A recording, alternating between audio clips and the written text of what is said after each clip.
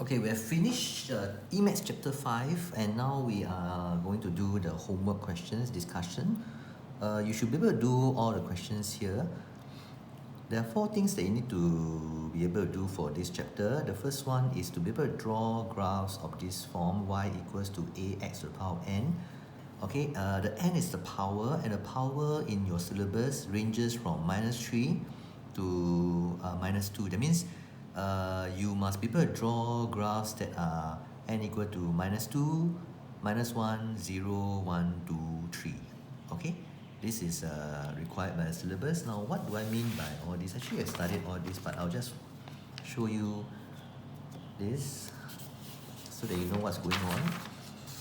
Now, graphs of the form y is equals to ax to the power of n.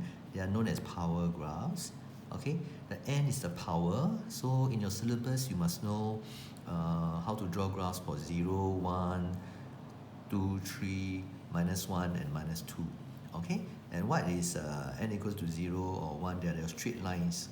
Okay, so when n is equal to 0, imagine you have, for example, y equals 2x to the power of 0, then this line would just be y equals to 2, right? So that's a horizontal line. So when n is equal to 0, it's horizontal line.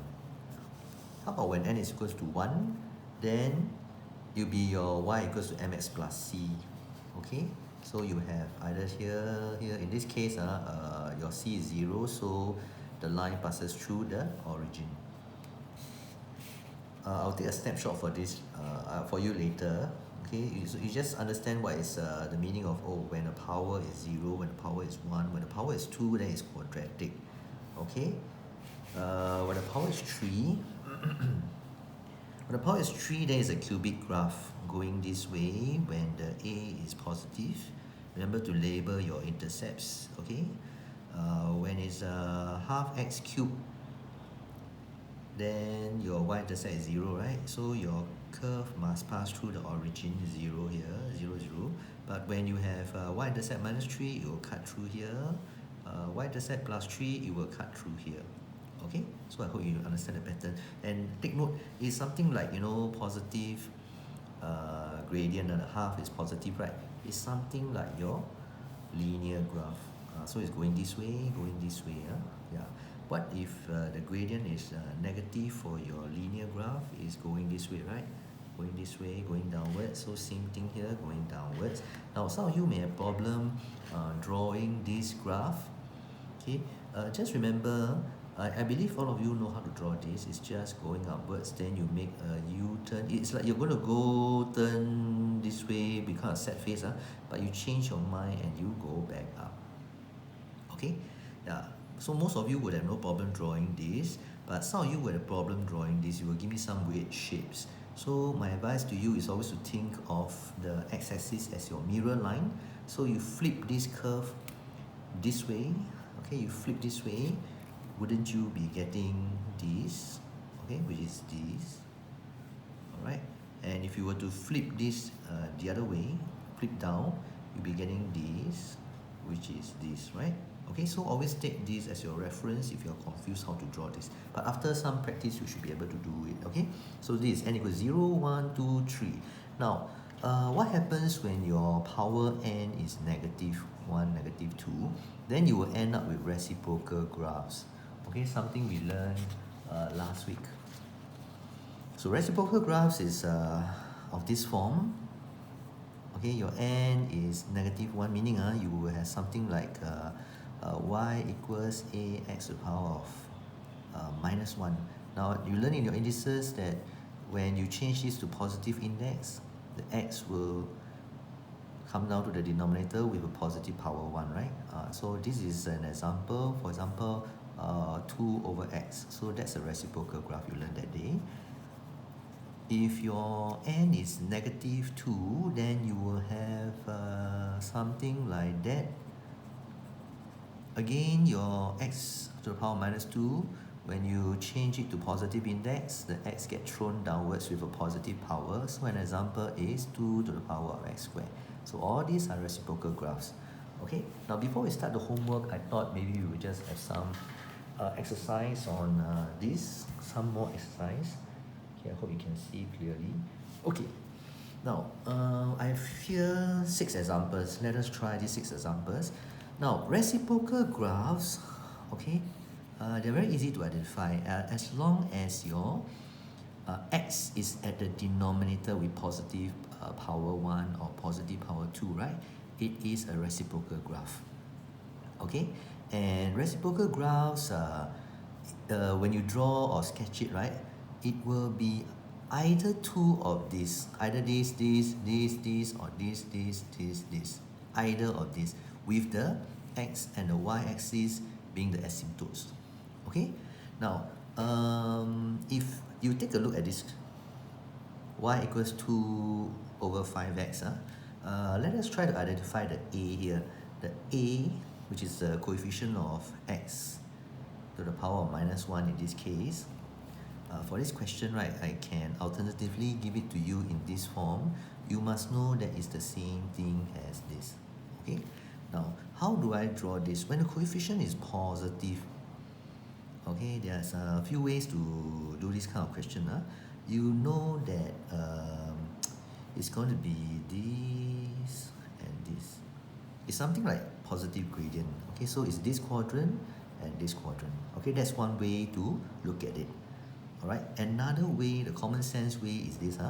You think of it this way: the x can take on either positive values or negative values or 0, right? Okay, 0, of course, you cannot sub in 0 here. That is why this y-axis is an asymptote. And why is the x-axis an asymptote? Because as the value of x increases until infinity, right? 2 divided by infinity, you get a very large number. But this very large, you get very small number. But this very small number will never reach 0. That's why x-axis is an asymptote. Okay, same reasoning for this. All right, and the y-axis is an asymptote because you cannot divide by 0. That is why there are 2 asymptotes for reciprocal graphs. The same reasoning applies for all the rest, or the 2 cases. Now, the reasoning that I'm trying to put across to you is this. When x is positive, you put in positive x here. This whole expression will be positive, right? So when s is positive, y will be positive. That means you will have many points. When s is when s is 0.01, it will be a very big number. So you have a point here. S is 0.01, you have a point here. 0.1, you have a point here. When it's 1, you see here. So when it's increasing, you go lower and lower. So that's how you get this curve here. Okay, it's a curve. So that is how you get this part. Now when x is negative, when x is positive, you'll be this and this. So it's this quadrant, right? Now when x is negative, when x is negative, this whole expression will be negative. That means when x is negative, y will be negative. That's why it's this quadrant here. Okay, so that's one way to look at it. Okay, now let's move on to the next one. Using the reasoning of so-called gradient. When you have a negative coefficient, minus 2 over 7 times 1 over x, okay? It'll be this way, right? It'll be this way. You think of it as your linear graph. It'll be this way. So it'll be this quadrant and this quadrant. So it's this way. Okay? Now, let's look at the other reasoning, the x positive, the y negative reasoning. When x is positive, this whole thing will be, the y will be negative. So that's why it's this quadrant. Now, when s is negative, negative times negative, positive. When s is negative, y is positive. That's why it's this quadrant. Okay, so that's how you get this graph. Let me just label. You must label the graph after you have drawn it. Okay, how about this? Square. Okay, how do we do this reasoning? I'll use the second reasoning, okay? Whether x is positive or negative, it doesn't matter. Whether x is positive or negative, this y value overall will be positive. So whether x is positive, we will do it one by one. When x is positive, y is positive. So it's here, right?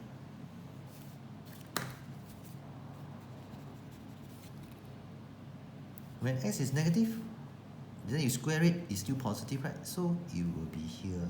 So it's like a mustache. It's like a mustache. Okay. So whether x is positive or x is negative, overall y will be positive. How about this? Whether x is positive or negative, whether x is positive or negative, you put inside here, overall because of this negative sign, right, the y value will be positive. So whether x is positive, okay, when x is positive, you put inside, the y value is negative. That's why here. When x is negative, you put inside square, positive, overall negative. That's why it is here, this quadrant. Okay, so you label this, and that's how you get the answer. Now let's do the final one.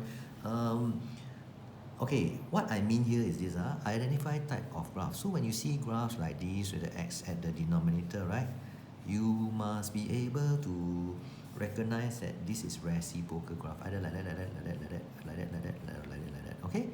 That's what I mean. Let's start with the basic graph. Basic graph means this. Okay, basic graph. Because this is just being shifted down everything by 2 units. Okay, so that's what I mean. This graph here, if you think of it, the faster way is the negative gradient one, right? This way, so it's here and here. Okay, but okay, let me just draw. Let's say you need this to guide you. This is this part here. Y equals to minus 2 over 5x squared. Alright, yeah, this is this part here. This minus 2 simply means that this asymptote is shifted downwards by 2 units. So I have to draw this. Let me check whether you can see. Okay, you can see. Alright, so this is minus 2 units. At first the asymptote was here, right? Now the asymptote is y equals to minus 2.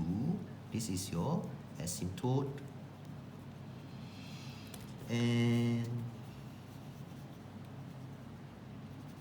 instead of it being in this quadrant, now we don't care about this quadrant already. We draw it here. Okay? And we draw it here. So this is your new asymptote. Of course, your y asymptote is still there. Okay, so this is your y equals to minus 2 over 5x squared. Now, you notice that this particular curve here actually cuts through the x-axis. So when it cuts through, you must find this particular value. Okay, so how do you find? You just let y equals 0 here, and then you go and work out the details. Okay, now how about this? When I have y equals to 4, oh, sorry, I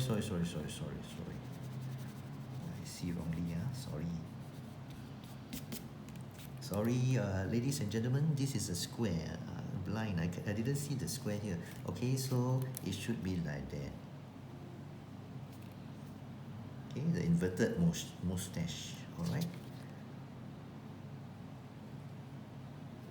Okay, so sorry about that. Okay, so this is your answer.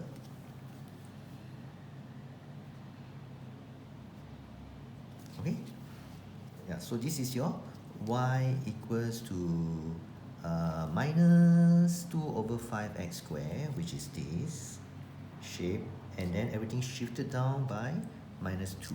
Okay, yeah, sorry about that. Okay, then we go on to the next one. This is something like negative gradient, right? Something like this. So this is your basic shape, this one. But then now it's shifted upwards by 4. So you draw your asymptote 4. Don't have to really draw to scale, no need. So you just put here 4. This thing should not be here, okay? This dotted curve. I'm just trying to explain to you what's the basic graph that you need to know. Okay, so you label this as y equals to 4, and you know that the shape is going to be like that, going nearer and nearer and nearer, but not touching, and like that. Okay, same here, going nearer and nearer but not touching. Okay, what is the problem here? The problem here is that you have a y-intercept here. Oh, sorry, x-intercept here. So how do I find this x-intercept? You let y be equals to 0. Okay, so 2 over 5x equals to 4, and then x equals to 10. Okay. Now, anything else you need to label? Yes, you need to label the asymptote, and of course you need to label the curve. Y equals to 4 minus 2 over 5x. Alright, so I hope this explains what is meant by your n being from from minus 2 to 3. Okay, the way they label is wrong. It should be, the way they label is wrong.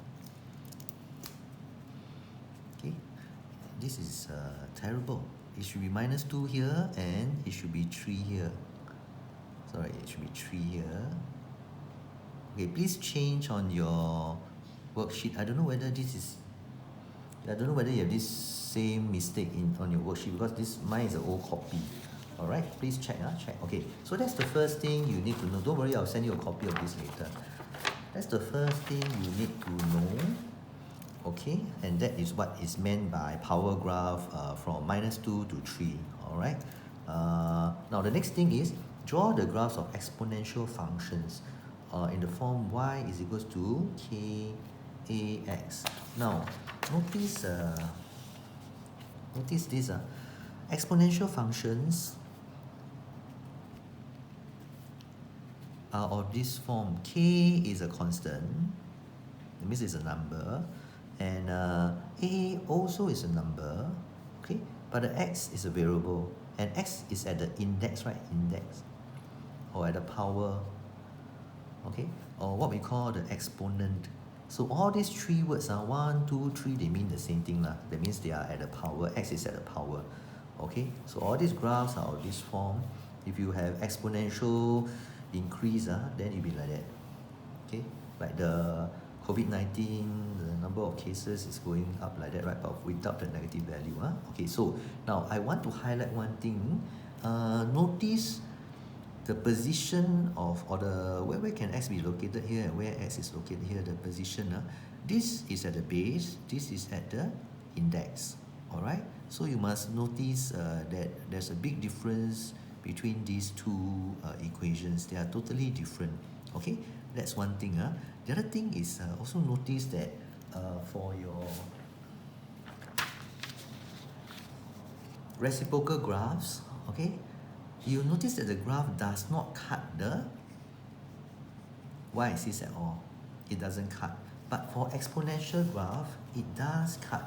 It does have an asymptote with this x-axis as the asymptote. Alright, there's only one asymptote, but it will cut through the y-axis, whereas the reciprocal graphs don't cut through. So that's the main difference between reciprocal graphs and exponential graphs. Okay, a lot of students are confused between these two. Later, I will also send you these. Alright, it looks kind of messy, but it's actually organized properly. So this is like your vertical graphs, horizontal graphs of this form. Then this is your linear, quadratic, cubic, and exponential graphs is here. You notice again, exponential graph cut through the y-axis. So the y-axis is not an asymptote. You see, all these are exponential graphs. Exponential graphs, they do cut the y-axis.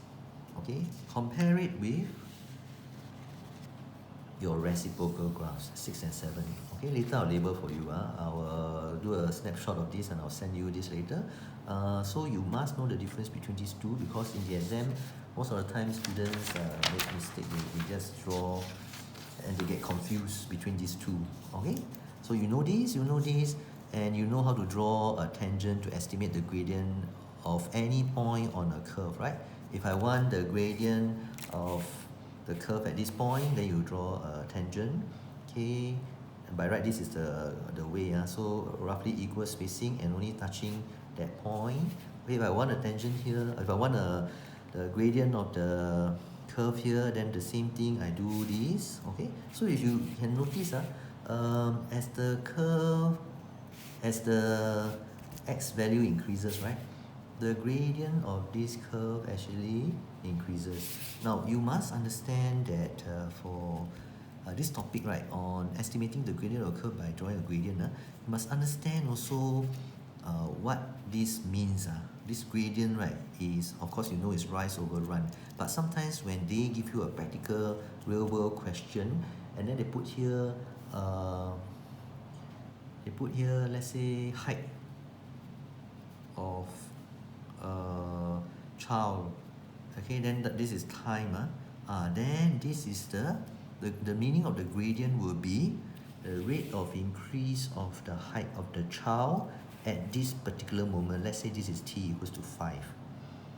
Okay, the rate of increase of the child, of the height of the child at t equals to 5, maybe 5 months, or whatever. Okay, so all this we will discuss when we see the question. Unfortunately, there isn't of such application question in this worksheet. Next time I will show you some examples. Okay, now the next one is interpret data, graph, and all that, distance, time, speed, time. Okay, this is more or less like your kinematics in physics. So all of you take physics, so you should be quite proficient in this. But I think you may have problems with, I told you, you pour water into a container, then how fast the height of the water in the container will rise, right? Then you draw the graph. This one you may have problems. So we're going to discuss some of this in this worksheet. Okay, so these are the 4 things you need to know. Now I hope you know very clearly what is expected of you by the syllabus. Alright, now let's look at this first question. 22 minutes have passed. Okay, on the axis below, the point minus 1, 1 has been marked. Okay, they marked this point for you. Why did they mark this point for you? As mentioned before, they are trying to tell you that your curve cannot pass through this point. Okay, you are expected to know that this curve is of this form, y is equal to a x to the power n, and they want you to write down a possible set of value for a and n. Okay, so whatever value of a and n that you choose later, your final curve cannot pass through minus 1, 1. So that's the purpose of this point. Do not ignore this point. They wouldn't put this point here for nothing. Okay, there must be a purpose. So I will show you what I mean later.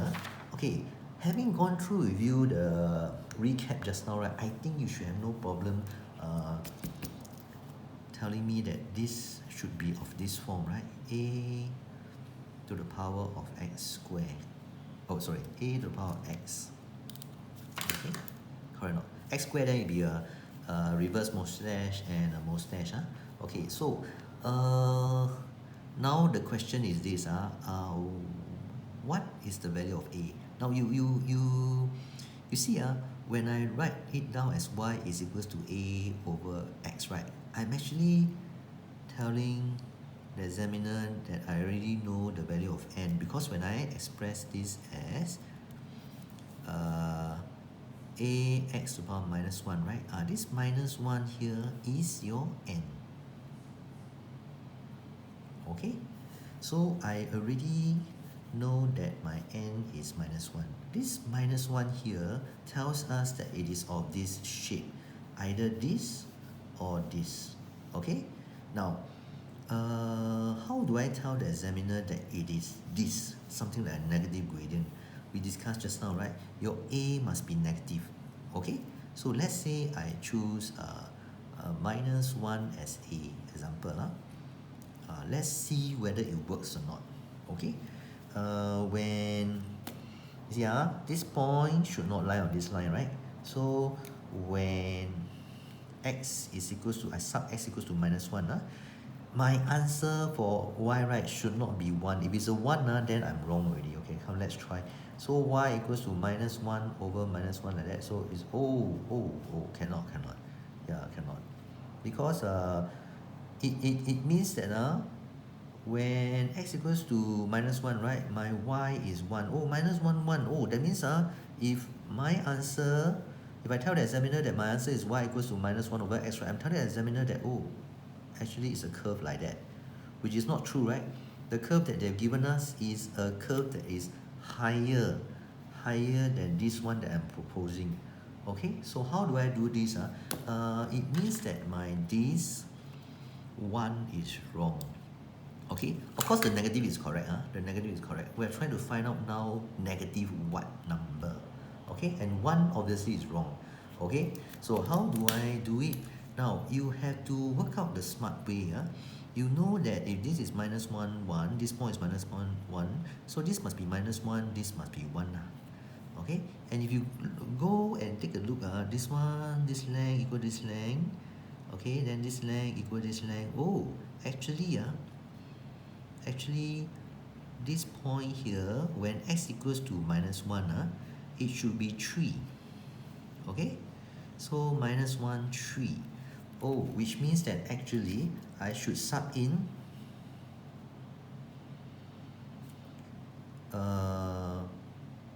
minus 1, 3, okay, to here.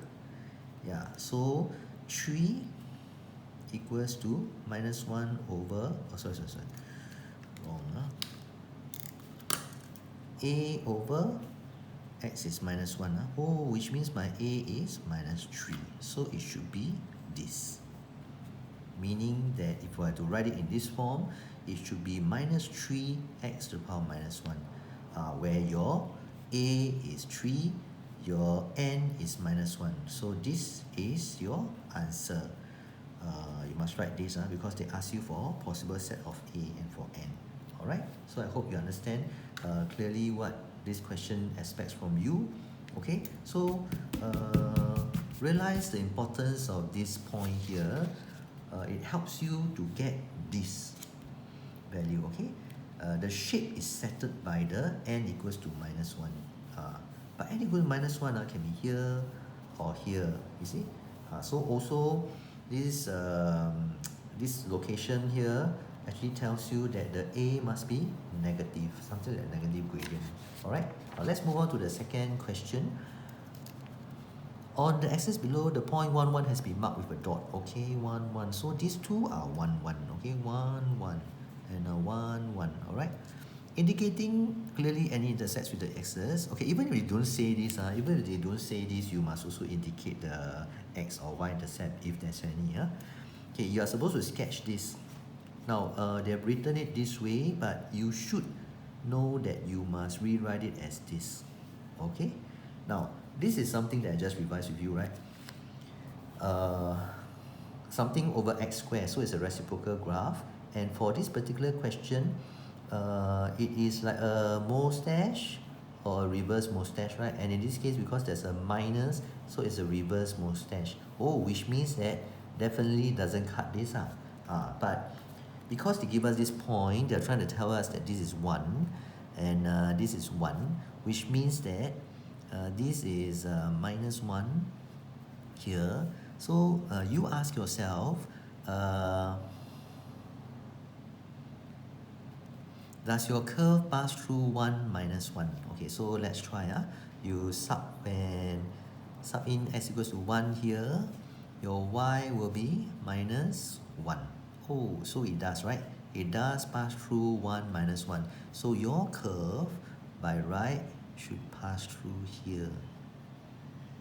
Okay, so what do I mean? I'm trying to tell you that you should, have a ruler or what, right? Then you measure this length, then mark down this same distance, and then you draw here. Alright, then you are completely correct. The examiner cannot minus your marks. And then make sure that you make it very clear that these two, x and y axis, are your asymptotes. Now, this is y equals minus 1 over x squared, right? So both are of this shape.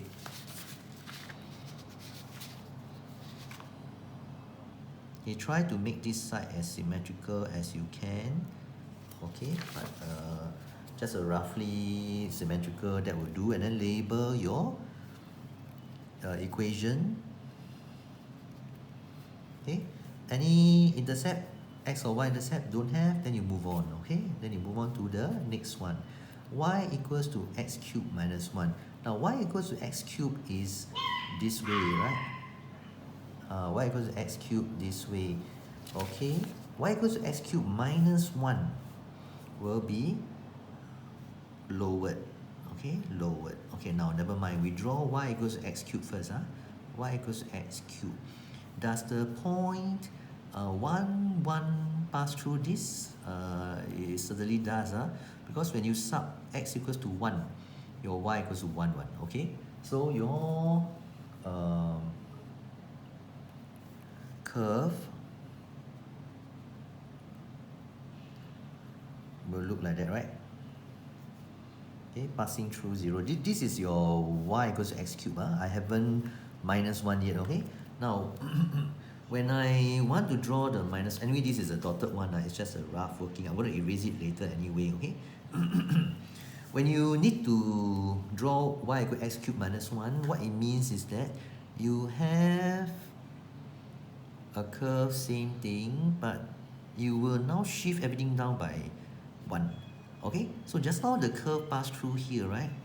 So you shift it down by 1. Oh, you must make sure your curve pass through this. Yeah, so that is what they want you to do. Directly below this point 1, 1 is this marking here 1, right? You must mark here 1.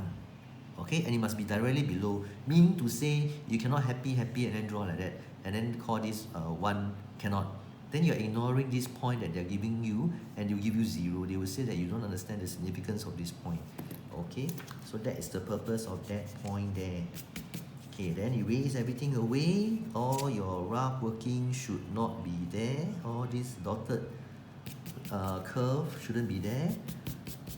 Alright, then you label y equals to x cubed minus 1. Now, what is this equals to, this intercept here? So you set y equals to, what you call that? This x equals to 0, then your y equals to minus 1. Your y-intercept lah. Okay, then you will get the answer and your curve is such. Intercepts all labeled. That's all. Okay, now let's move on to the next one. Now the next one, some of you might find challenging. Let me see. Okay, I think you can see, right? Okay, you can see. Okay, read the question first. The container is made up of a hemisphere. Okay, this hemisphere is here. All right, and 2 cylinders. 1 cylinder, 2 cylinder. The radius of the bigger cylinder is twice the radius of the smaller cylinder. Radius of the, okay, this one I understand. I put a tick. The radius of the bigger cylinder, this one, right, is twice the radius of the smaller cylinder. Oh, okay. So let's say I call this radius. Okay, I call this radius of this bigger cylinder. I call it R, right? I call it R. This will be half R. Okay, because this is twice of this. Or you can call this 2R, then this one R. Up to you. Okay. Then they say that, okay, this one I understand already. I indicated already. You must translate whatever they say in English into your diagram. The total height of the container is 3h as shown. Okay, 3h, that's the total height. And I noticed that the height of each different part of the container, different shape, is the same. Alright. Okay, this one I understand already. Initially, the container is empty. Okay, I understand, no water inside at first. It takes 46 seconds to fill the container completely with water flowing out from a constant rate. Now, for your syllabus, right, it will always be a constant rate. Otherwise, you won't be able to draw the sketches that I've been telling you all this while, okay? So it's a constant rate. You don't have to bother too much about this. Next time then you will know what I mean. Okay, it takes 46 seconds to fill the container. Oh, what it means is, if they ask you to sketch this, right, height against time, what it means is that, hey, your ending point, they're trying to tell you your ending point is 46 seconds for time. Okay, meaning to say that no matter what, there is an ending point here. By the way, I've told you before that all these markings, the heights, are very important. You need to follow and take reference from all these heights. You cannot happy draw without taking reference to all these heights. Now let's take a look. Meaning to say that my final destination must be 46 and at height 3h. In 46 seconds, I would have reached, no matter how, I would have reached a height of 3h in 46 seconds. Okay, so that's what it means. Okay, so that's whatever they've told me.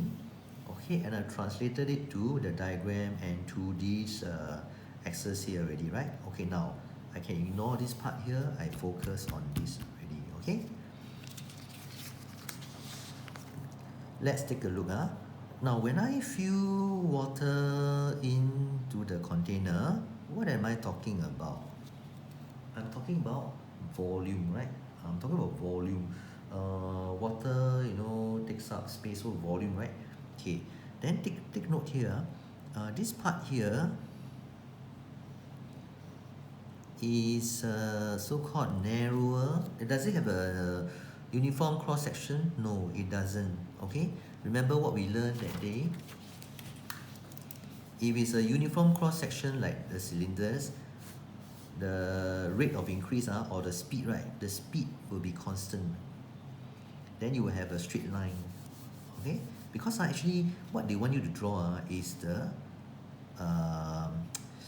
gradient, because when you're drawing like that on height versus time, right, you're actually taking height, distance divided by time, which is the speed. All right, so you need to know that actually you have to think in terms of speed. Okay, so when it's constant speed, it's a straight line. So all these are with uniform cross section. These two container shapes here is constant speed. Now when it's getting slower and slower,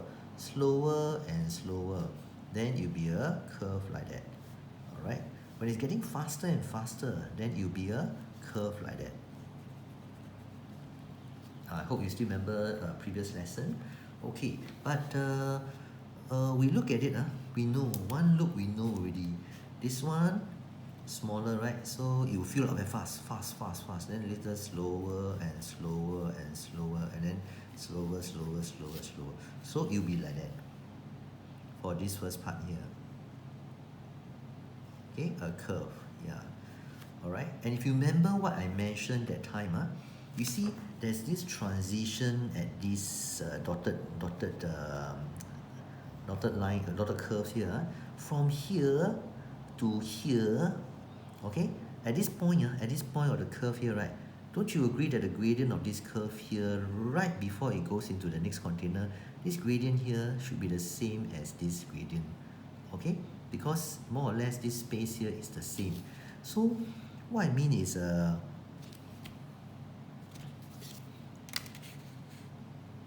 speed increasing, speed decreasing until here, right? After this, the speed should be the same. Okay, the speed should be the same, meaning like that. Okay, so I draw one dotted line here. I draw one dotted line now. Hey, take note, you must find the time here, and of course this time is given to you already. You must find this time. Okay, so can you see that there is a very smooth transition from this part to the next part? It is not an abrupt. This will be abrupt. You see, suddenly, okay, after this, I rise up until here, right? Until here, that suddenly becomes so narrow. So this part here, right, from here, this container, the very end of this second container to the third container, there will be an abrupt change. Would it be? Of course, it won't be constant, right? If it's constant, then of course it's the same shape of container. So, can you now think about it? Would it be faster, or slower? Take note, the container now is narrower. So will the height go faster, or slower? It has to be faster, right? And of course, this is the shape. Okay, maybe I exaggerate a bit. Okay, I draw here to show that it's faster. Okay, you don't have to draw to scale, no need to waste time drawing to scale. Okay, so this is your 46. This is your ending point. Okay, so mark across here, mark across here, mark across here. Okay, now we have more or less done quite a bit already, except we don't know this and we don't know this. Okay, and it's not given in the question, so that's the problem lah. A lot of students just do this and then they move on to the next question. Now you have to indicate clearly what timing it takes for water to fill up this whole section of the container, and what timing it fills up this whole section. Okay, now how do you do that? I mentioned just now that this question has to do with volume, right? And there must be a reason why they give you this, they give you this, there must be a reason. Okay, so these allow you to find the volume. Okay, I know that there is no actual units given to us, but we can just find the volume. Not a problem. Okay, so a good practice is this. I can start off with this, then this, right? But I noticed that the water fills up the hemisphere first. Okay, so what I do is I find the volume of the hemisphere first. Then I find the big cylinder. Then I find the small cylinder. Okay, because water fills up this hemisphere first, right? So I will find this one first, so that later I don't get confused. This is for this is for this, and this final one is for this. Okay, now hemisphere. What is the volume of a hemisphere? If you remember, volume of a sphere is 4/3 pi r cubed. Okay, that's a sphere. Now how about a hemisphere? Hemisphere is half of a sphere, so you take half of this, you will get 2/3 pi r cubed. Alright, okay, so that's what we're going to use here. 2/3 pi, what is the r? R is r cubed. Okay, how about the big cylinder? Big cylinder is pi r square h. Alright, and the small cylinder is pi, the r is half r, half r square h. Okay, now we have a problem here, and the problem is that this is r square h, so r square h. We don't want all that. My final purpose, right, is I only want numbers. I don't want any pi, I don't want any r, I don't want any h. So I'm going to convert everything to h. Okay, do you notice that if this radius is from the center to the circumference, right, or the edge, right, or the surface? Okay, if this is r, then this must also be r. Okay, if this is r, then this height is r, then r and h, they're actually equal. Okay, so what I can do is I can change this, or even I can change this, I can change this also to all to r cubed. This is r, right? So r cubed, and this one is 1/4 r squared times r is r cubed. Once I've done this, actually there's a 1 here. Once I've done this, right, this will be 2/3 is to 1 is to 1/4. Okay, and I can now, in lower sec or in kindergarten, you do things like that, right? 2/3 plus 1 plus 1/4, or I can simplify it first. These are units. That will give me 46 seconds. 46 seconds. Okay, because it takes 46 seconds to fill up all this volume, so I can do that. If I were to work it out,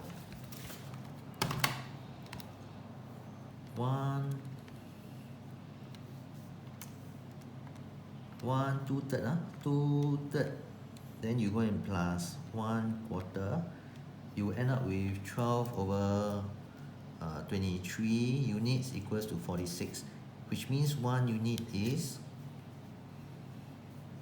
23 over 12, which means 1 unit is 24. Okay, so you can find this, all these are 1 unit. So this will be 24, this will be 6, this will be 16.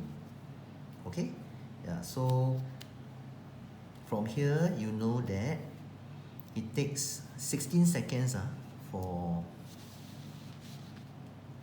16 seconds for the hemisphere to be filled, 24 seconds for the bigger cylinder to be filled. 24 seconds is measured from here, so it's here to here that is 24. It's not from here to here, no, it's here to here, meaning to say that this must be 40.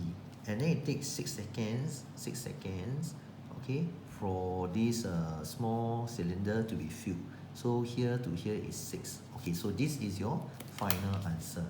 Okay, so a lot of students find this a bit challenging, but with some practice and you go and do some reflection, you should be able to understand what's going on. So remember, link the volume to the time, because the time that's needed to fill the container with water, right, is actually linked to the volume, not area but volume. Okay, then the next thing is find a relationship between the different unknowns. Like just now you see I have R unknown, H unknown, but I found a link between them. I know that R is equals to H because this R, this must be R. Alright, in fact this is R. So you have to be able to recognize that, then you have no problem doing these kind of questions. Okay, so that's question number 3. Let's move on now to the next question, and that's number 4. Okay, question 4 is okay,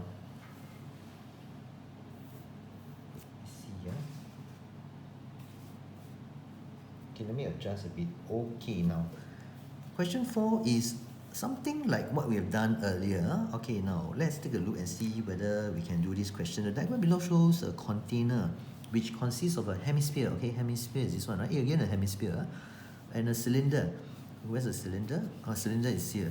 Okay, find in terms of pi. In terms of pi means you leave the pi there. You don't go and multiply the pi. Okay, that won't help you in the second part. Okay, so volume of the container. Again, I write the bottom first. Yeah, why? Because I know that the next part they're going to ask me to draw, and the part of the container that's going to be filled up first is the bottom. So I write it in the correct order so that I don't get confused when I draw the graph later. You know what I mean? Okay, never mind. Later I tell you what I mean. Okay, so this is half of a sphere. It's a hemisphere, right? So it's 2/3 pi r cubed. Okay, and plus your cylinder, which is pi r square h. Alright, now you take a look at the diagram, you will be able to calculate this because it's 2/3 pi. What is the r? Oh, but the r not given, you know. How? Then you remember, where's the question just now? The question just now, right? You must be able to recognize this. It's quite a common thing that they test you in the exam. If this is the radius, this is the radius, this is the radius, this is the radius, this is the radius. Again, from here to here, the height of the hemisphere, right, is also the radius. Okay, so they're testing you the same thing here. They give you the height, right? Then they ask you, or they didn't ask you, but you need the radius, right? You yourself must know that the radius is the same as the height. So this has to be 6. And if this is 6, of course, this also 6. Then you can find everything already. Which means that this is 6 cubed plus pi 6 square, and then the height is, this height is different because this is a cylinder, okay? This is the hemisphere. This is the cylinder. So this height of the cylinder is not 6 but 10. Okay, so you work this out. If you work this out, you will get, okay, this is 144 pi. Don't go and multiply out. And this is 360 pi. You add them together, you will get 504 pi. And remember to write the units. Now, you will notice that I wasn't lazy. I bothered to write out this and write out this individually. Why? Because I know that I'm going to need this in my later part. Okay? Because volume is associated with the time taken to fill up that space. Time taken to fill up the space. So I will need this here. I will need this here later for me to draw this diagram. Okay? Now, let's take a look. So first part done already. Okay, very simple. Water is poured into the, we're doing B now. Water is poured into the empty container at a constant rate. Okay. It takes 35 seconds to fill the container. Container meaning this, right? Oh, so they have given us the end point. The end point is 35. Okay. To fill up water, the height, what's the final height? Has to be 16, right? The total height is 16. So mark this point here. Yeah, so that is your destination. Okay, clear on this? Now, unlike the other question, remember the other question, I simply drew this, right? Later part there I label, right? Why did I do that? Because they didn't give me any grid. They didn't, you see. Whereas this question, they make life difficult for me. In fact, they're trying to help me, but by trying to help me, they're making life difficult for me. They drew this here already, so I cannot anyhow draw, because I don't know where the checkpoints are. Okay, which means that I have to do the reverse. I have to calculate first. I have to calculate first. So what do I mean by calculate first? I have to know, like the hemisphere. See, hemisphere starts filling up first before the cylinder, right? So I have to know the hemisphere and the cylinder. Okay, what is the volume? So that's why you see just now I bother to write out. So this is 144. The pi don't bother to write already, because they will just cancel each other out. Okay, then if you press calculator, you will get this is 2:5. Now these are all in units, 7 units. So it means that 7 units is the total time. This is at total volume, right? But the volume is linked to the time needed to fill that volume. So these 7 units must be 35 seconds, meaning to say that 1 unit is 5. So you times 5 here, you times 5 here. So that will be the timing. The timing. Okay, notice that the total is 35, you see? So it matches. Your total must match.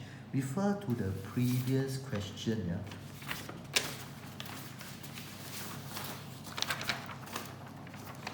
I don't know where it's gone to. Never mind. Notice that the total, right, must match this final timing. Okay, so now you know that the hemisphere takes 10 seconds. 10 seconds to reach what? 10 seconds to reach what height? They didn't tell us, but you look at the diagram. The height of the hemisphere is 6 cm. So it must be here. So that's all. This checkpoint is from here to here, and this checkpoint is from here to here. So you have all the checkpoints you need already.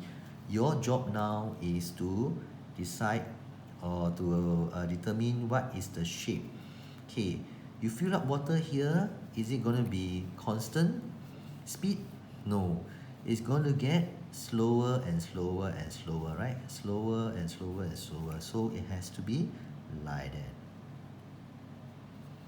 Okay, and then how about the second part? The second part is having the container is having uniform cross section, so it should be a constant speed. Alright, now take a look. I'm not very happy with this because the transition should be quite smooth. So I just make a little bit of adjustment. But don't worry, they will give you the marks in the exam as long as they see that you have a curve here. Okay, and then a straight line here. Your straight line must be very straight using a ruler. You cannot use freehand. Okay, so this is done. Now let's look at number 5, which is a question on speed time graph. Okay, now speed time graph is like your kinematics, very simple. Find the value of v if the distance traveled from t equals to 40 to t equals to 60 is 30 kilometers. Oh, that means down here is 30. Remember you learn in your physics, area under a speed time graph is distance traveled. Okay, and how do I find this area? You use your area of trapezium, half 80. Okay, half the sum of the two parallel sides times the distance between the two parallel sides must be equals to 30. But there's a trick in this question. Anybody can detect. There's a trick here. Okay, the trick is in the timing. Okay, the timing is in minutes, but the speed is in kilometers per hours. So you need to change these minutes to hours. This is 20 minutes, right? Divide by 60 and then you change to hours. Okay, now how do I do this? It will be 80 plus v equals 180, so v equals to 100. Okay, now so this v is 100. I label, I update my diagram here, and yeah, done already. So that's the part A. Alright, now let's look at part B. Part B, what does it say? Given that the deceleration for the final part, deceleration, okay, this is constant speed, right? Because as time passes by, the speed remains the same. This one is, the speed is increasing as time passes by, right? So there is acceleration here. How about this part here? As time passes by, your speed decreases. So this is deceleration. Deceleration is just the negative of acceleration. Okay, what do they want from me? They want, they are trying to tell me, the deceleration is 80 kilometer per hour square. Notice again, there's a unit here, hours. This is minutes, so you must take note. Okay. Now, how do I calculate the value of t? So how do I calculate the value of t? You can use your physics formula, A equals V minus U over T. Okay, you can do that, where your A is your this deceleration, right? So it's minus 80. V is your final speed, which is 0. U is your initial speed, which is 100. Your T, what is your T? Your this time here, we just put a time here, okay? We don't care. And that will give us T equals to 100 over 80, which is 1 1/4. Okay, that will give us, this is hours, but we want minutes, right? So that will give us 75 minutes. Okay, so how do I do that from here? It means that this T, my T is this length, okay? This T is different from this big T. This T is referring to this triangle only. So this is 75 minutes, which means that my big T, which is what they want, is 60 plus 75, which is 135 minutes. That's all. Okay. Yeah, so these are the easy questions. Now let's go to the next page. Oh, I love this. This question wants you to sketch the distance time graph of the car for this to this. Now we know that this T is 135. 135. So this you put here 135. Actually, you don't put, it's fine also. So they want you to draw this. Now, I am going to copy this, and then we will draw it with reference to the distance time graph on the previous page. So these are the kind of questions that I told you in the previous lesson that they like to set, okay? Because they want you to be able to draw from distance time graph to speed time graph, and then speed time graph to distance time graph. They like to do that. Okay, so this is your distance in kilometers, and then this is your time in minutes. All right, let's go back to this picture here. Take note. These checkpoints must be strictly followed. Okay, that means this can be whatever shape, but you stop here, and then this can be another shape, this another shape. So you need to follow that. And also, this other checkpoint, 80 and 100, right? You also need to follow. Okay, so I will put the 100 here first. 80, I will look at it later. I see how. Okay, now take a look at this speed time graph. What is this? This is a straight line, but what is it? What is going on there? As time passes by, always think like that. As time passes by, what happens to the speed? It is constant speed. Now, if it's constant speed, what is the car doing? It is gaining speed. Is it gaining speed? No, it's not gaining speed. It is traveling at a constant speed, but it's gaining distance uniformly. Okay, that means as time passes by, 1 minute, 2 minutes, 3 minutes, 4 minutes, 5 minutes, right? The speed that the distance that it gains is uniform. Okay, is uniform. So it has to be a straight line, right? Has to be a straight line. Okay, so I draw a straight line. That's why I need a ruler. So draw a straight line.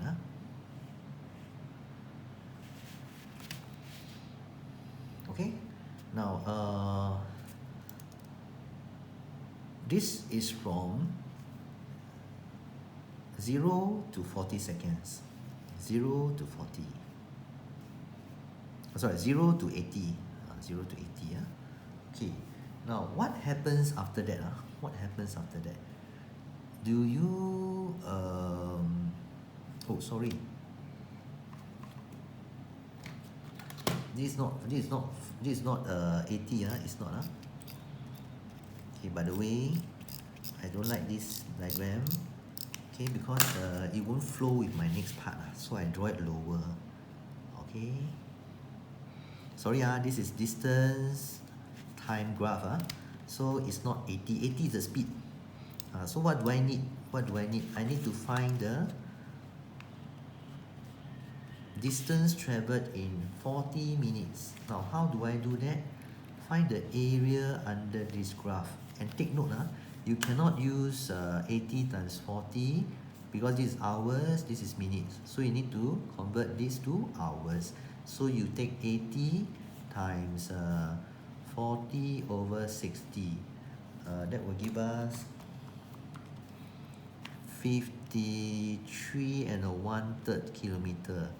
Okay, so this should be 53 and a 1/3 kilometers. That means in 40 minutes, the car traveled 53 and a 1/3 kilometer.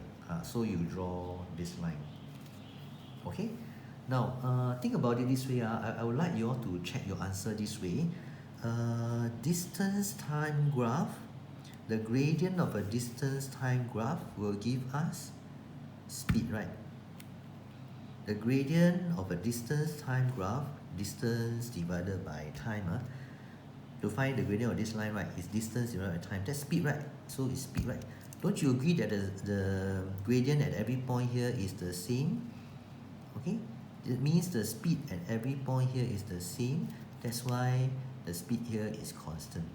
Okay, so you check whether the shape of your graph is correct or not by doing whatever I said just now.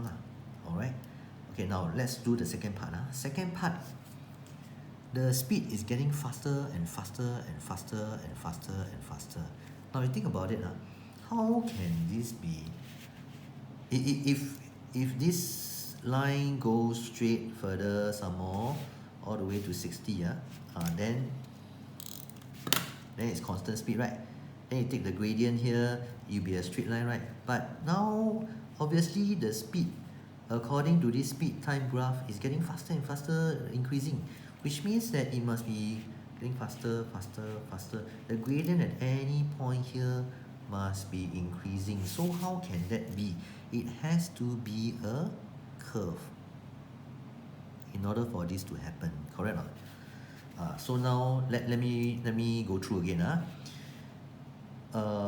If I were to find the gradient of a distance time graph, it will be distance divided by time. That gives me speed, right?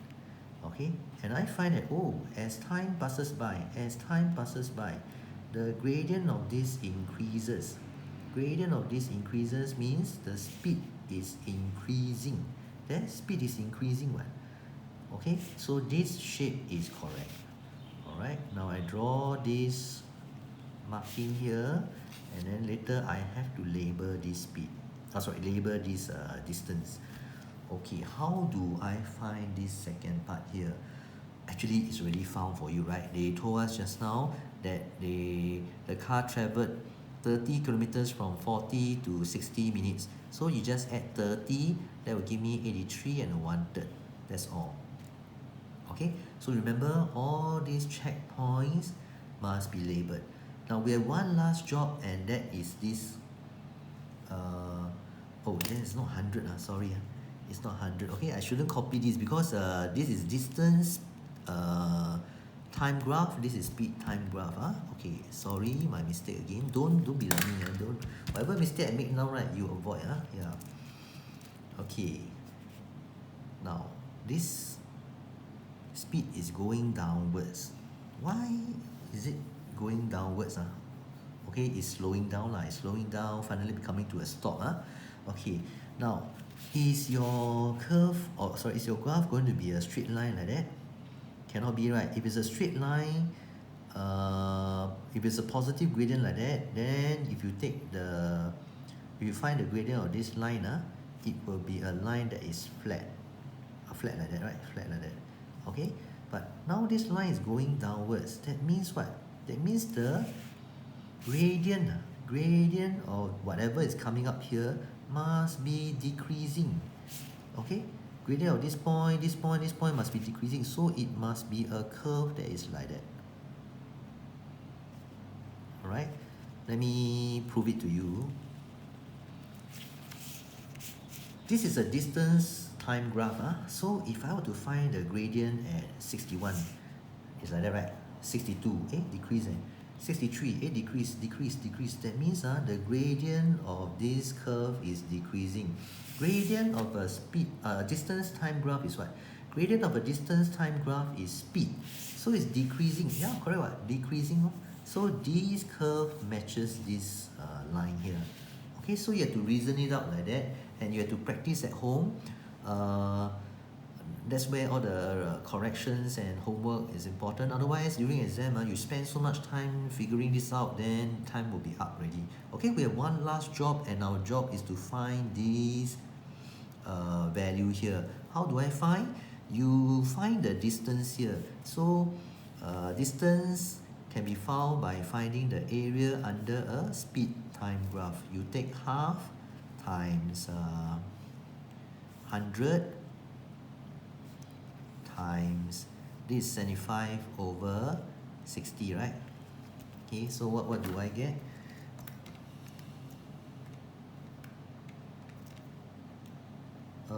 You will get this 62 and a half. Okay, so 62 and a half is this part here only, no? Is this part here only, So you add to this plus, okay, 62 and a half, right here, plus your 83 and a 1/3. that will give me 145 over 6. So that is your total distance traveled. Okay, so you need to take some time to understand what's going on here, and you see how I label the diagram. That would help you to understand this better. Okay, let me repeat this question. This question I think is a little bit tough for some of you. The area under the curve of a speed time graph, okay, will give you distance. So this distance is 53 and a 1/3 kilometer. So from 0 to 40 minutes, he traveled 53 and a 1/3 kilometers. Okay, the next part of the journey from 40 to 60 minutes, he traveled 30 kilometers. So this is 30. Okay, not the whole thing, this part only, because the journey continues from here. Okay, the final part is this whole area here, 62 and a half. So you add this 62 and a half, you will get this final value. Alright, now I strongly advise that you redo this question. Okay, then maybe work from here to here, then here to here. Try, I give you this, try to copy this somewhere, and then you see whether you can get back this or not. Now how do you do that? Do the checkpoints first. That's very important, checkpoints. After that, then you translate to the corresponding value on the other distant time graph, then vice versa for this. Okay, so that's all for this particular question. Now we move on to question 6. Okay, question 6 is another speed time graph question. Okay, now how do you do this question? First part, okay, firstly you need to know that this is a speed time graph. They ask you to find acceleration during the first 20 seconds. Acceleration, you know, right? You can use physics. It's A equals V minus U over T, or okay, never mind, I use the physics one first. V is your final speed, and that's 15. Initial speed is 0. The time taken is 20, so it is 3/4 meter per second square, okay, or 0.75 meter per second square. That's one way. Now the other way is acceleration. Acceleration, we learned that day, is the gradient of a speed time graph. Why is that so? Because if I were to find the gradient of a speed time graph, I will take meter per second divided by this second, right? There, it will give me meter per second square. Isn't that acceleration? Alright, so they are testing you to see whether you know that the gradient of a speed time graph is acceleration. Okay, so you can either use this mathematical way, or you can use the physics formula way. It's up to you. Okay, you will get the same answer. So let me show you the maths way. Maths way is just rise over run, which is the same answer. Okay, done already. Done. Okay, now they ask you for acceleration at t equals 22 seconds. 22 seconds is here, right? Oh, constant speed. Constant speed, then there's no acceleration, right? You learn in physics. Constant speed here, 15. Final speed is 15. This one is also 15, so it's 0. 0, 0. So nothing. So answer is just 0. Mathematically, how do we know? Oh, it's a flat line. A flat line has no gradient, right? So gradient 0 means speed over time is 0, so acceleration is 0. So that's all. Okay, this question is just testing you on the concept. Now the next question. The value of k given that the distance travelled during the first k seconds, k is here, is 330 meter. Okay, so you know that area under a speed time graph is distance. Area under a speed time graph is distance here. Okay, we are going to divide and conquer. Find this part first. This is half times base times height, so it's 150 meter. Then they tell you that this whole thing is 330, right? So I take 330 minus 150, that will give me 180. Oh, that means this must be 180. Okay, which means that my k minus 20, which is this length, times 15, k minus 20 times 15 must be equals to 180. Okay, so I work it out. I will get 32. Okay, so this is 32. Okay, so you see what I do? I update my diagram. Okay, update my diagram. Now finally, they want us, during the last part of the journey, this object move with a constant retardation. Retardation has the same meaning as deceleration, just like your physics. Of this, calculate the time taken for the water to come to a stop. Okay, you can either use physics again, the A equals V minus U over T. Actually, this formula will come out pretty often. You know why? Because actually, effectively, this is rise over run. Okay, rise over run. Okay, never mind. Let's try and do this question now. Deceleration is this, which means acceleration is minus 2, right? And your V is 0, your U is 15, your time taken is T minus 32. Okay, and then you will have T minus 32 equals to 7.5, so T is equals to 39.5. That's how you get this part here. Alright, now if you want to use the maths way, right? Maths is the same one. The gradient is equals to what? Rise over run, but you know the gradient is negative, right? Okay, so you will come up to the same answer. Okay, you try it yourself. Okay, find the average speed of the whole journey. Now, just like in your physics, average speed is total distance divided by total time. Okay, so average speed is total distance divided by total time. Now, that means you have to find the total distance of the whole journey, okay, which is 330 plus this half times, just now you found this already, the T just now was 39.5, which means this is 7.5.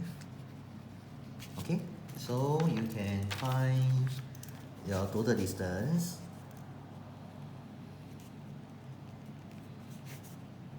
over total time, 39.5, and if you were to press the calculator,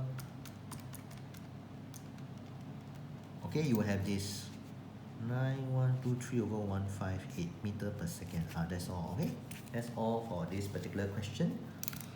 Right, it's quite simple. Now let's go on to graph. Okay, let's see how much time have I left. Okay, I think I can make it.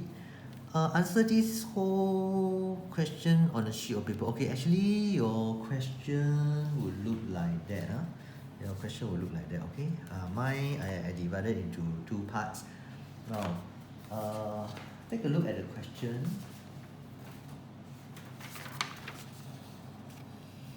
The variables x and y are connected by the equation this. Then the table shows, okay, this is the part that you need to take note. They are rounded off to 1 decimal place. That means all the values here, okay, it should be all, because some maybe is exactly, I don't know, but I think most will be rounded off to 1 decimal place. Which means that your answer for P must be to 1 decimal place as well. Okay, so take note. Okay, in this question, they tell you to round off to 1 decimal place, but even if they don't, you have to round this off to 1 dp and follow the accuracy of the table. Okay, now let's move on. So this part here, I think no problem, all of you should be able to do. Now using a scale of 2 cm to represent 1 unit, 2 cm is 1 unit, okay. Plot and then label and then join. Okay, so I've done that already. Now important thing is you need to label this equation. You don't label, we will minus 1 mark. Now label this, and then all your points, right, must lie on the curve. But as you can see, this particular curve, no matter how you try and draw it, it looks a bit off. It looks a bit like a bit jagged. Is it a bit jagged like that? Why is it like that? The reason is due to the rounding. It's due to the rounding. So you just try your very best to draw as smooth as possible, okay, with your curve passing through all the points. Now, take note, if for example this point, right, you feel that no leh, to be a smooth curve, I shouldn't pass through that point, and then you draw like that, right, then your curve looks very, very smooth, but your curve didn't pass through this point, right, then we will minus your marks already. So the rule is this, must pass through all the plotted points, the x's, the x. Okay, of course your x must be accurately drawn. It cannot be here and then you force it to come here and then you go up, come down. So of course that will be wrong. Okay, now using your graph, find the values of x when y equals 32. Now I would like to show you. Wait, let me move up a bit. Now, I'd like to show you how to get full marks for your graph question. Okay, graph can be a lot of marks, so it'll be great to get full marks for graph. Okay, so I show you this. If you can understand and if your algebra is good, you can do all this. Okay, but this can only be done because all these are in terms of x. There's no exponential equation. Exponential equation means this kind, like e to the power of x or 2 to the power of x plus x over like that. When you have things like that, right, then you may not be able to use this method. Okay, so what I'm talking about here are polynomials. When it's all in this form, then you can do something like that. Okay, so what do I mean? Okay, I explain to you. The question here, right, says use your graph, find the values of x when y equals to 3.2. Now, as an ordinary student doing this question, all I need to do is to do this. That's my ruler. Okay, all I need to do is to locate where y equal 3.2 is. This is y equal 1, 2, 3, 3.2. Okay, and then I draw dotted line, and then I will be able to get these two, right? Okay, I'll be able to get this.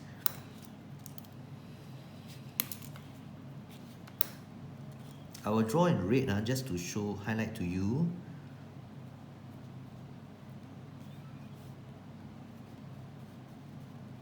Okay, hit here, and then you go and find your value, alright? Find your value.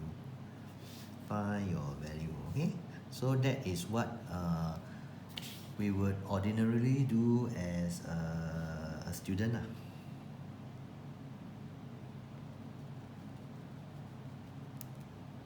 So this is 2.95. One of them is 2.95. The other one is 1.05.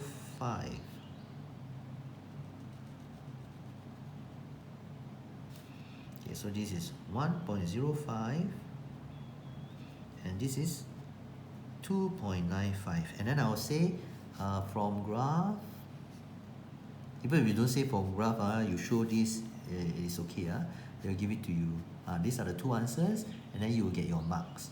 Okay, but I want to show you a way whereby you can, even without drawing the graph, you can find this value, right? You know, right? Using algebra, you sub y equals to 3.2 into the original equation here.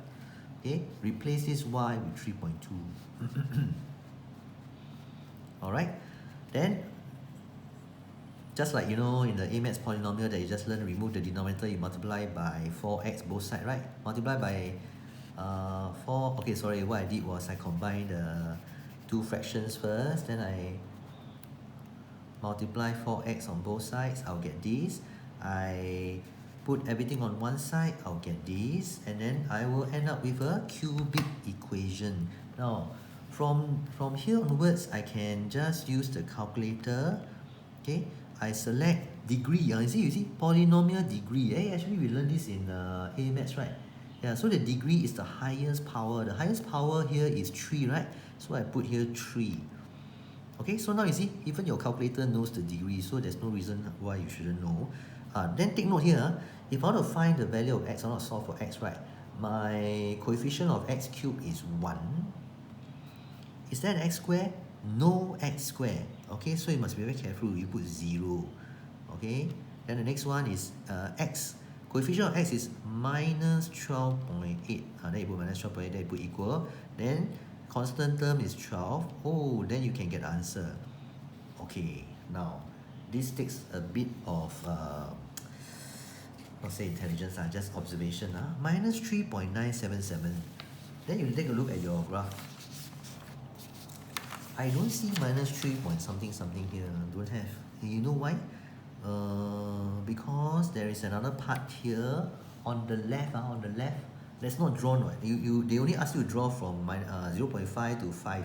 So there's another part here where this line 3.2 cuts the curve. Okay, but it's not shown on your graph, so you don't go and blur write this value. Don't. So to use this method, you must be aware what's going on. Okay. If you are aware, right, you will get full marks for this question. Okay. Now, if it's a cubic equation, there should be 3 solutions, right? So you press again, 2.95. Very good. You see? So my answer 2.95 is correct. Because if I were to round off this calculator value, I'll get 2.96. They will give you allowance, and this will give you full marks. Now you press again, 1.02. I get 1.05. Very good already. Okay, so that's how you can check your answer when you finish all the question. You check your answer using this way. Alright. Then if you find that you need to adjust, you just erase a bit, and then you just touch up here and make sure it cuts at the point that is indicated here. So that's how you can get full marks for this part here. It could be 2 marks for this part. Alright, so I hope you know what I'm saying for this. Okay, now we are done with this already. Now the next part, what did they say? The next part, the question wants me to drawing a tangent, find the gradient. Okay, whatever. Okay, again, I told you before. Okay, everybody listen carefully. Oh no, we are left with 3 minutes only. So how? Okay, never mind. You listen carefully to this. This is very important. Very important. You don't listen to this part, you are going to be in serious trouble. Okay? I will just finish this and then we will end the video. Alright? Oops, wrong. Okay. This the equation is this. Alright? Now, I told you that there is a method, right, whereby you can find the gradient without drawing the tangent, then get the answer and then work backwards, right? Okay, so this is what you do. They want you to find the gradient of the curve at x equal 1.5. Where is x equal 1.5? Here. 1.5 and 2.6. Okay?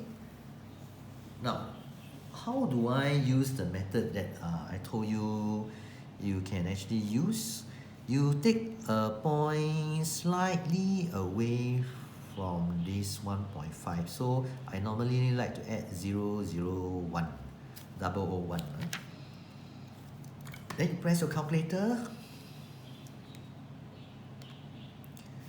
Into this equation, you sub this into this, sub this into this. Okay, so you press your calculator, right? You get 3 over 1.5001. Okay, then plus 1.5001. Then you go and square it. Then whole thing over 4. Okay, so check that your calculator match the equation before you press the enter. Okay, so you get something like 2.56244168. By the way, there's no need to write this down. I'm writing this down to explain to you certain things. Okay, I'll review later. So I told you that you can just press this. I hope you can see. Okay, I think you can see. You press this already. you just immediately minus the 2.6, press equal, because it's this whole thing divided by this, right? Then you go and divide by point, in this case is 0.0001, 3 zeros, 0.0001 equals, wow, minus 375.58 something something something. Okay, even if I run off to this 3SF is like that. Okay, now something is very wrong. Something is very wrong here. Anybody can tell me what is wrong? Of course you can't tell me, but maybe you just think about it. Something is wrong, no? And I can tell you, this answer for gradient is wrong, you know. Oh, you know why? Because you look at your graph, the values are these and these. There is no way, for me at what's the point they want? At 1.5, 2.6, at 1.5, 2.6 here, right? Yeah, correct. It's negative gradient. That's correct. But there's no way for me to get this kind of gradient, no, minus 300 plus. No way. I draw rise over run. You see, this is at most 3 plus, and then divided by 1 point something. There's no way I can get minus 300 plus. How? So maybe this teacher sabo us, you know, how. Okay, so I tell you why this is wrong. Okay, you have to take note. If you to use this method, alright, which is very useful, this method will ensure you get full marks. You have to make sure that whatever value you take here is exact value. Okay, so what if it's not exact? Like this, when it's rounded off to 1 dp, you see, this 1.5, 2.6 is the one that play you out, you know.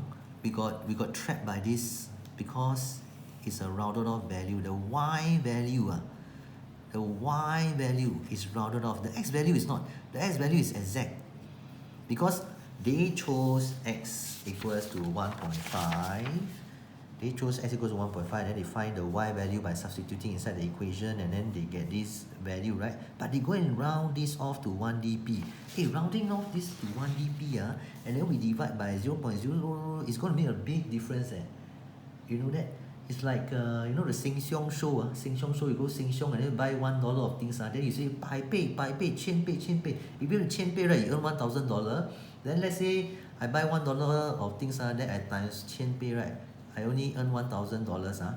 But if you go and then you buy, you go and buy $100 worth of things, then 1000倍, then you will get a lot more money, correct? It's a big difference, you know. It's a very big difference. So we are played out by this value here.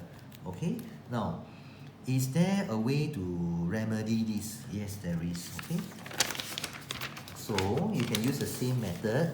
Not to worry, you can still use the same method. Meaning to say, when they ask you to draw tangent and then find the gradient at this point where x equals 1.5, right? 1.5, you don't use this rounded off value. Okay, you yourself go and calculate. Of course, you don't show all this. Don't show all this. You 3 over what is it? 1.5. 1.5. Okay, 3 over 1.5. Sorry, 3 over 1.5. 3 over 1.5. Okay, then you go and plus 1.5 square over 4. Okay, you get this exact value. Okay, it's 41 over 16, right? 41 over 16. You can change it to a decimal, not a problem, but I think easier to write this. Okay, that means without rounding off, okay, it's 2.5625. You see, they rounded off to 2.6. It's a big difference, you know. Because now we are talking about zooming in to very, very minute, very, very small size.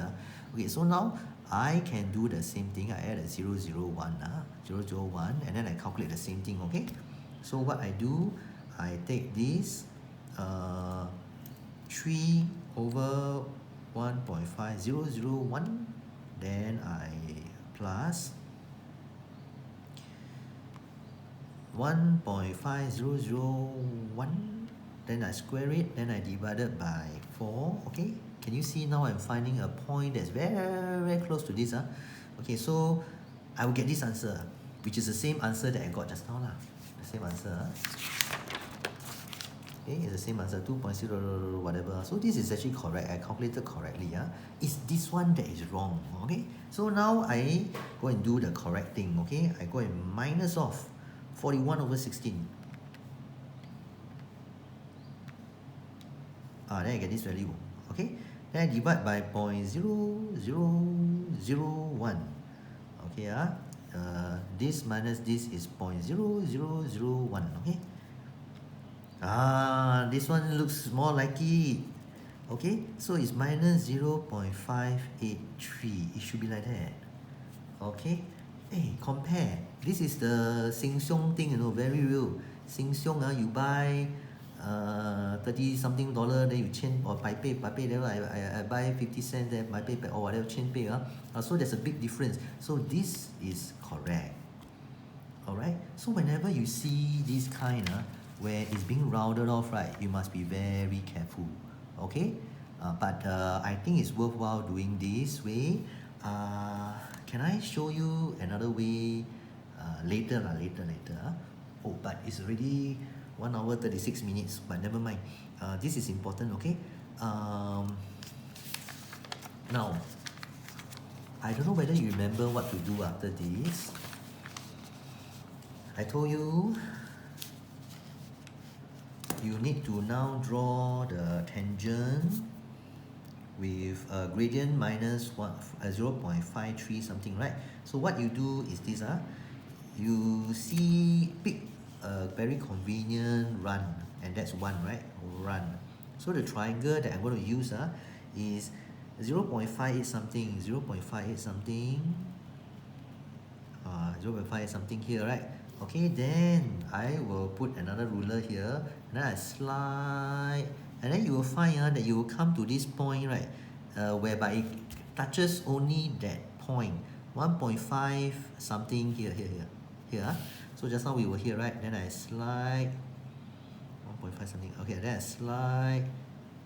Then I'll come to this point here. You see, exactly at this point here. It will forever be parallel to this starting off line. Okay, now you can do that, and then you choose this point using points 1.5.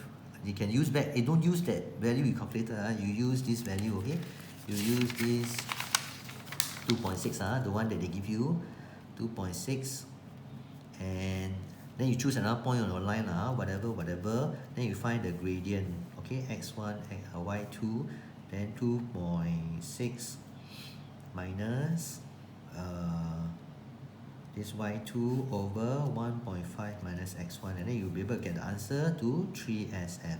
It should be very close to this value, just now that value. Okay, now I'm going to show you another way. So this is one way of drawing your tangent, right? I'm going to show you another way, so please listen carefully. This way is a very accurate way, and it uses coordinate geometry. Alright, so now you know that your gradient, the gradient that you're aiming for is this. Am I right? Then if you use okay, so that means you know this point here, 1.5, 2.6, that's the point that they want you to draw the tangent at, right? You know that you need to draw a tangent to it, right? You also know the gradient of this is minus 0.583, right? Okay, so what you can do is use what you learn in coordinate geometry. Okay, find the equation of this line. Y minus 2.6 equals to minus 0.583 x minus 1.5, and then from here you will get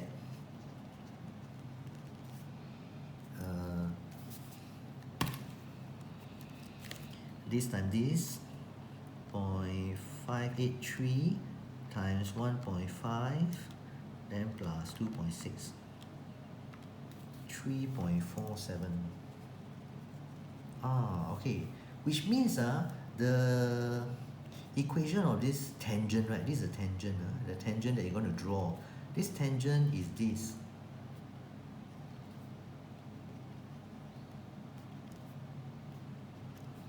.47. Okay, you round off to 1 dp. You know, in graph question, you don't have such accurate, like won't be so accurate so you just make it more realistic. You put 3.5 can already. Can? Okay, now don't you agree that my tangent, if I were to use this, it will be, I just need to choose one point, which is this point, right? Using this point, and then I very smartly choose when x equals 0, x equals 0, this is gone, my y equals 3.5. So I choose 0, 3.5.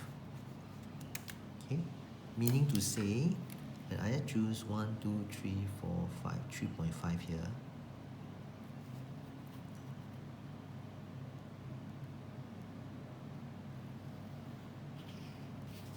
Okay, I see that is the one of the most, okay, I didn't draw very accurately. Okay, never mind, I'll touch up later. Okay, but it's actually this line, okay, this line here. This line here, later I'll touch up and I'll send you a picture. So what you do, right, is, of course you don't show all this, you don't show all this in your working, you say using 1.5, 2.6 and 0, 3.5. Okay, your M will be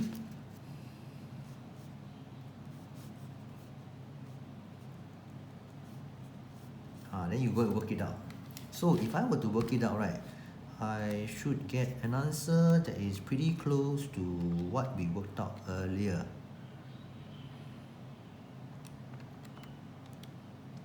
(0.6) minus 0.6. Okay, so can you see? Can you see that, oh, the actual gradient is minus 0.583. I got minus 0.6. That's very, very, very accurate already. Okay, that's very, very accurate. So they will surely mark me correct. So that is one way you can draw your tangent without having to, do here and then you slide here and then in the end you come here also not accurate. Okay, some of you, the way you draw not very accurate. So what I do is I repeat, so what did I do? I use coordinate geometry. Okay, I know the point. Once I know a point and the gradient, I can find the equation.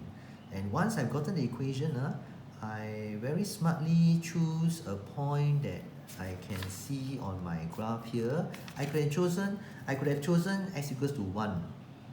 Okay, I will get another point somewhere here. They will still give me this same straight tangent and they will still give me this same value. Okay, so this is a very accurate way of doing. Okay, alright, now you give me some more time, Ken. Oh no lah, I think too late already. It's already 1 hour 43 minutes. Okay, we will end here today. I'm going to show you some other methods regarding this gradient tomorrow. Okay, so tomorrow we will focus on question 7 and 8 only. Alright, thank you.